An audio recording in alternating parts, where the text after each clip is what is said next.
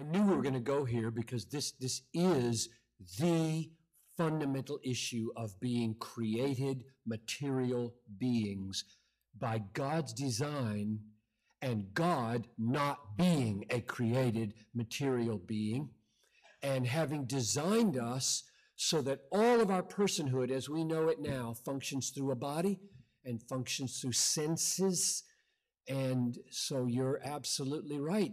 In the incarnation of Christ's coming, there is brought together God and man, and we ourselves know that we can't lay down our brain.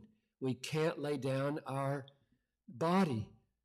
I don't know if you've read When I Don't Desire God, but in When I Don't Desire God, I wrestle with Lewis's essay called Transposition.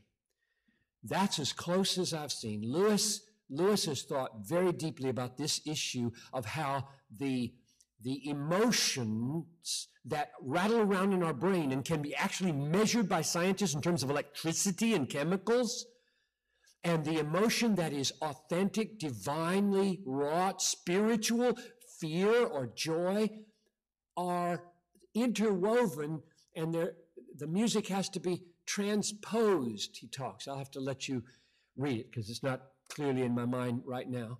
So what I want to say is, you're right. I don't think John Piper's existence between my death and the resurrection is a perfect existence. Even though in some way I'll be communing with the living Christ and enjoying him more than I enjoyed him here, because that's what Philippians 1:23 says, and so does 2 Corinthians 5:5, to be away from the body, at home with the Lord, and that's what I would rather have. Nevertheless, I'm going to be bodiless, naked, Paul calls it, naked. I would rather be swallowed up by life than be stripped naked.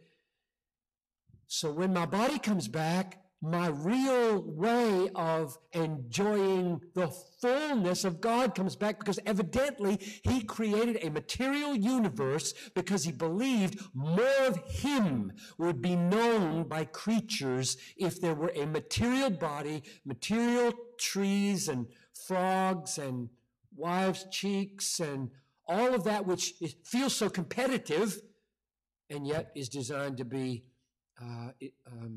channels, means, echoes. So when I say join the club, I mean we're all in this business of how not to be idolaters while affirming creation as a means of the enjoyment of the glory of God. The heavens are telling the glory of God. They're not an accident. They're not meant to be mainly a threat of idolatry. And yet people worship the sun. I mean, God must look down on sun worshipers and say, that's not the message. That's not the message. The message is the glory of the Maker, the glory of the Maker. And so somehow pizza and Coke and sex and fellowship like this has got to not be idolatrous. It's got to not be a competition with the enjoyment of God. And that's just an ongoing quest for me to how to experience that and how to say that and how to help my church grow in it. So should we stay on this one for a minute? Let's just see if people have more to say about this one, and then we'll move to another one. Let's just go ahead.